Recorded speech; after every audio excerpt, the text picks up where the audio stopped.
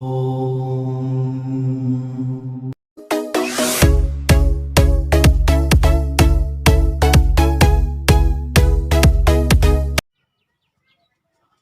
Morning everybody.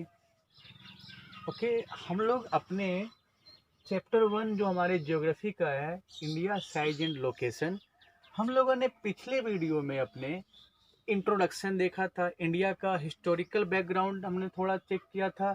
उसके बाद India का लोकेशन कहाँ है, इंडिया ग्लोब पे कहाँ लोकेटेड है, कुछ बेसिक टर्म्स थे, equator, pole, tropic of cancer, latitude, longitude. हम लोगों ने इसके बारे में थोड़ा सा वहाँ पे समझने की कोशिश की थी। और प्रीवियस वीडियो जो हमारा ख़त्म हुआ था, वहाँ पे आपसे कमिट किया गया था कि हम लोग अगले वीडियो में इंडियन स्टैंडर्ड टाइम को समझेंगे और उसके बाद फिर हम लोग इंडिया एंड द वर्ल्ड इस टॉपिक को डील करेंगे। ओके, आज देखिए इस चीज़ को हमें अच्छे से समझना है, काफ़ी इम्पोर्टेंट टॉपिक है। उम्मीद करते हैं कि आप लोग इस टॉपिक को समझने में अपना इंटरेस्ट दिखाएंगे, एनर्जी के साथ क्लास में पार्टिसिपेट करेंगे। हम लोग जानते हैं ना, हम लोग मैच देखते हैं, ठीक है। ऑस्ट्रेलिया में मैच होता है, इंग्लैंड में मैच होता है, वेस्ट इंडीज़ में मैच होता है। तो इतना तो हम लोग एक्सपीरियंस करते हैं कि वहाँ का जो लोकल टाइम होता है, हमारे यहाँ का टाइम होता है, अलग होता है। जैसे ऑस्ट्रेलिया में ना डे मैच होते हैं, तो हम लोग सुबह उठते हैं तो 4 बजे से वहाँ मैच स्टार्ट हो चुका होता है। जब तक हम लोग बेड पे होते हैं, चाय पी रहे होते हैं, तब तक एक इनिंग ख़त्म हो जाती है। वेस्ट इंडीज़ में मैच होता है तो वो शाम के 7-8 बजे से उनका मैच स्टार्ट होता है। डे मैच की बात करते हैं वहाँ पे, तो ऐसे है। तो ये जो हम इतना तो समझते हैं कि दुनिया में अलग अलग कंट्री जो अलग अलग जो उनका लोकेशन है, उसके कारण से टाइम में भी डिफरेंस है। ओके, तो इस चीज़ को हम समझते हैं। पहले एक टर्म लेते हैं, Greenwich mean time. Greenwich mean time, इसको हम शॉर्ट में बोलते हैं GMT। क्या बोलते हैं इसको? GMT, Greenwich mean time. देखिए, ग्रीनविच मीन टाइम हम लोगों ने पोल पढ़ा है ना, north pole south pole 180 degree पे लोकेटेड है, ठीक है। तो लंदन के पास एक जगह है ग्रीनविच। पूरी दुनिया में टाइम को लोकेट करने के लिए, पूरी दुनिया में टाइम को डिसाइड करने के लिए एक स्टैंडर्ड जगह लेना पड़ेगा, तभी तो हम एक स्टैंडर्ड जगह को लेके ही हम डिसाइड कर सकते हैं टाइम कहीं का। तो ग्रीनविच को स्टैंडर्ड टाइम माना गया। ओके, ये कहाँ पे लोकेटेड है? 180 डिग्री की लाइन पे लोकेटेड है ग्रीनविच। ये इसको हम लोग कंसीडर करते हैं 0 डिग्री। ग्रीनविच से ईस्ट की तरफ जाने पे, 1 डिग्री ईस्ट जाने पे टाइम बढ़ता है 4 मिनट, और वही अगर हम 1 डिग्री वेस्ट आते हैं तो टाइम हो जाता है -4 मिनट। ऐसा क्यों होता है? हमें पता है कि अर्थ का जो रोटेशन है वो कैसे होता है, वेस्ट से ईस्ट की तरफ होता है। बात समझ में आ रही है ना?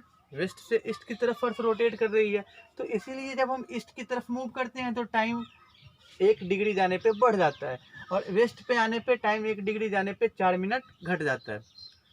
ओके, अब हम देखते हैं कि ग्रीनविच से हमारे इंडिया का लोकेशन लॉन्गिट्यूड के हिसाब से हम लोगों ने क्या देखा था, ये 0 डिग्री है। लॉन्गिट्यूड के हिसाब से हमने देखा है कि हमारा जो इंडिया है 68 degree 7 minute east to 97 degree 25 minute east है। ग्रीनविच से हम लोग कहाँ पे हैं? ईस्ट की तरफ है ना। देखिए, ग्रीनविच हमारा यहाँ पे यूरोप है ना, ये 0 डिग्री की लाइन आ रही है, 0 डिग्री की लाइन आप देख रहे हैं, यहाँ पे हमारा ग्रीनविच है, क्लियर है। और हमारा यहाँ से ईस्ट में इंडिया है, ये हमारा लॉन्गिट्यूड है 0 डिग्री का, यहाँ पे हमारा ग्रीनविच है। हमारा इंडिया यहाँ से ईस्ट में है, 0 से हम ईस्ट चलते हैं तो इंडिया हमारा 68 टू 97 डिग्री, यहाँ तक हमारा इंडिया फैला हुआ है। लॉन्गिट्यूड में हम देखते हैं अपने इंडिया का, हमारा इंडिया का लॉन्गिट्यूडियल एक्सटेंशन तो यही है, ठीक है। अब यहाँ से देखिए, हमारा इंडिया ऑलमोस्ट 30 डिग्री, तो इंडिया भी हमारा लॉन्गिट्यूडियल जो इसकी विड्थ है 30 डिग्री है। हम जानते हैं कि 1 डिग्री ईस्ट जाने पे कितना टाइम होगा, 4 मिनट बढ़ेगा। अगर मान लीजिए, हम जैसे यहाँ से देखिए, अब हमारे साथ क्या है कि इतने बड़े इंडिया में भी तो हमें, जैसे हमने पूरे वर्ल्ड का स्टैंडर्ड टाइम लिया है, तो इंडिया में इंडिया का साइज काफ़ी बड़ा है, लॉन्गिट्यूडियल डिफरेंसेस 30 डिग्री का है, तो इसके कारण टाइम को डिसाइड करने में प्रॉब्लम आएगी। तो हमारे यहाँ पे क्या किया, हमारे यहाँ पे किया गया कि 82.5 डिग्री की लाइन, ये लाइन देखिए आप, 82.5 डिग्री की लाइन जो ऑलमोस्ट इंडिया के बीचों बीच है। आप देखिए तो यहाँ से यहाँ तक लगभग 30 डिग्री का डिफरेंस दिखाई दे रहा है, क्लियर है ना, लगभग 30 डिग्री का डिफरेंस आपको दिख रहा है। 68 से 83 लगभग 15 डिग्री, यहाँ से 83 से 97 लगभग 15। तो कोशिश ये किया गया कि इंडिया में टाइम को यूनिफाई करने के लिए एक सेंट्रल लाइन को मेजर किया जाए, क्लियर है। तो हमारे इंडिया में जो हमारा इंडियन स्टैंडर्ड टाइम है वो डिसाइड किया गया 82.5 डिग्री ईस्ट पे। बात समझ में आ रही है। अगर देखिए जैसे ग्रीनविच पे जो टाइम है, तो वहां से अगर हम अपने इंडिया के स्टैंडर्ड टाइम को करेंगे कंपेयर, तो डिफरेंस आएगा 5.5 घंटे का, 5.50 आवर्स। ओके, अब ये देखिए, आपके फोन में वर्ल्ड वॉच होगा, ठीक है, उसमें आप ना एक गेम की तरह इसको प्रैक्टिस कर सकते हैं। जो भी आपका ग्रीनविच का टाइम है उससे ईस्ट की तरफ चलिएगा, अपने दिल्ली का टाइम ले लीजिएगा, दिल्ली से ईस्ट वाले कंट्री में जाइएगा तो देखिएगा कि टाइम बढ़ता जा रहा है धीरे धीरे। आप जितना ईस्ट जाएंगे उतना टाइम आगे बढ़ेगा, जितना वेस्ट की तरफ आएंगे उतना टाइम पीछे जाएगा, ठीक है। हमारे इंडिया में 82.5 डिग्री को क्यों स्टैंडर्ड टाइम माना गया, वो इसलिए माना गया क्योंकि ये सेंट्रल लाइन है, ऑलमोस्ट इंडिया के बीचों बीच जाता है। हमारे टेक्स्ट बुक का एक क्वेश्चन है जो बहुत ज़्यादा इंपॉर्टेंट है और फ्रिक्वेंटली आते हैं। क्वेश्चन ये बनता है कि गुजरात और अरुणाचल प्रदेश, गुजरात 68.7, अरुणाचल प्रदेश 97.25, तो इन दोनों में 30 डिग्री का डिफरेंस है। देखिए क्वेश्चन ये आता है कि अरुणाचल 30 डिग्री का डिफरेंस है ना, 1 डिग्री पे कितना होता है 4 मिनट, तो 30 डिग्री पे ऑलमोस्ट 120 मिनट यानी 2 घंटे का डिफरेंस होगा। तो यहाँ पे हमारे टेक्स्ट बुक में क्वेश्चन ये आता है कि अरुणाचल प्रदेश में सूर्य 2 घंटा पहले उगता है, लेकिन घड़ी दोनों जगह का टाइम सेम दिखाता है। ये देखिए क्वेश्चन आता है आपके पास, एक क्वेश्चन तो ये है, why 82.330 east has been selected as the standard meridian of India. और एक टेक्स्ट बुक के लास्ट में क्वेश्चन आएगा आपके पास, ये क्वेश्चन आता है, देखिए क्वेश्चन नंबर 3 देखिएगा आप, the sun rises 2 hours earlier in Arunachal Pradesh as compared to Gujarat in the west, but the watches show the same time, how does this happen. Arunachal Pradesh में सूर्योदय 2 घंटा पहले होता है लेकिन घड़ी सेम टाइम दिखाती है, ऐसा क्यों होता है। तो it happens because the Indian standard time has been fixed at 82.5 degree east. Okay, बात समझ में आ रही है, क्लियर। अब आते हैं हम लोग थोड़ा सा और आगे चलते हैं, तो अगला टॉपिक हम लोगों का आता है India and the world, India and the world.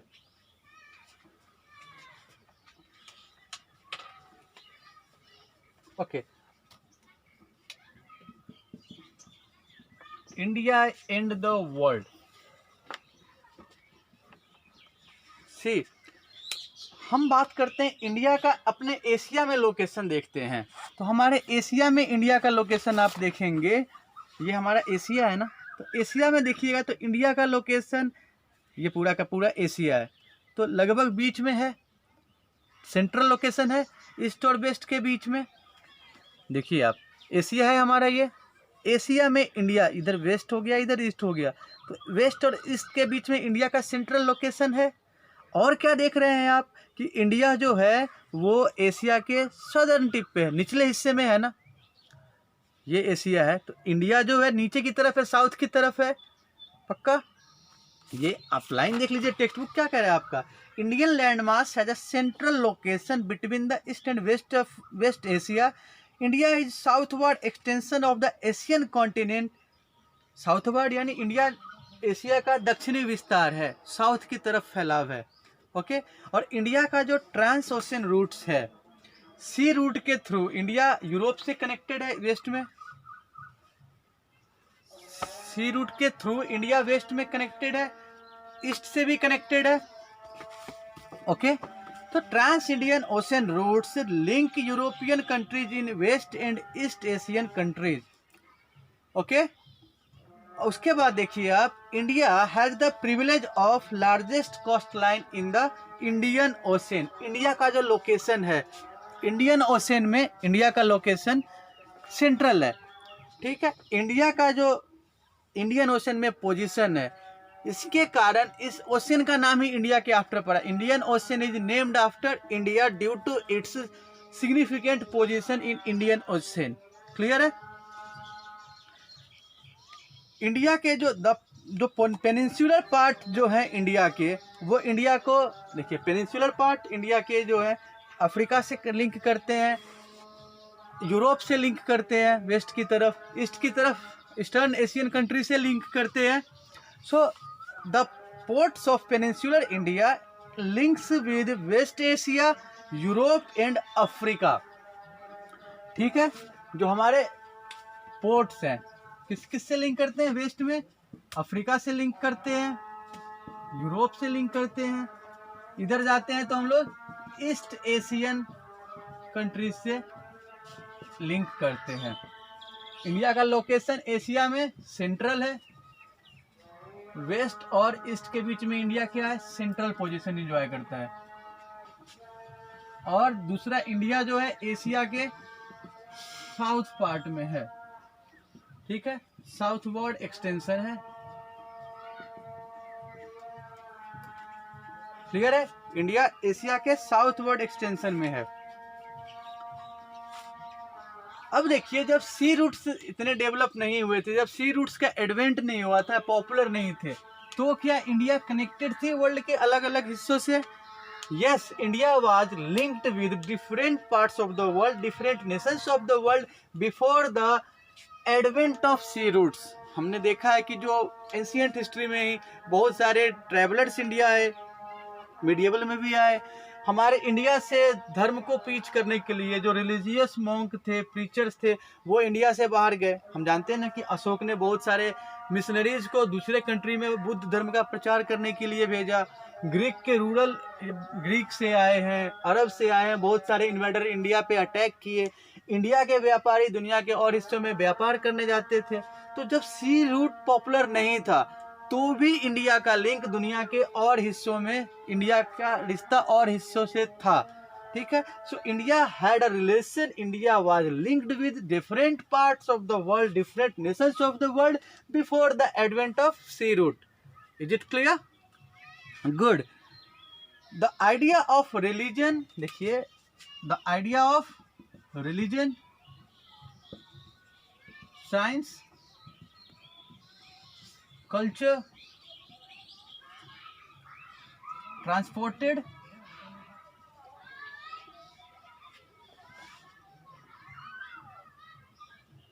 and exchanged with different nations of the world since ancient time। India का दुनिया के और हिस्सों के साथ व्यापारिक, साइंस की तरह, साइंस का एक्सचेंज, धर्म का प्रचार, सांस्कृतिक प्रचार इंडिया से व्यापार के साथ साथ हो रहा था। क्लियर है? देखिए, जब दो देशों के बीच, दो अलग अलग देशों के साथ व्यापार होता है, तो सिर्फ गुड्स के साथ साथ उनके कल्चर भी आपस में एक्सचेंज होते हैं, उनके आइडियाज भी आपस में एक्सचेंज होते हैं। क्लियर है ना? तो ये चीज़ इंडिया के साथ शुरू से था। अब हम देखते हैं, यहाँ पे आइए, टेक्स्ट बुक में ही ये लाइन है आपका, देखिए।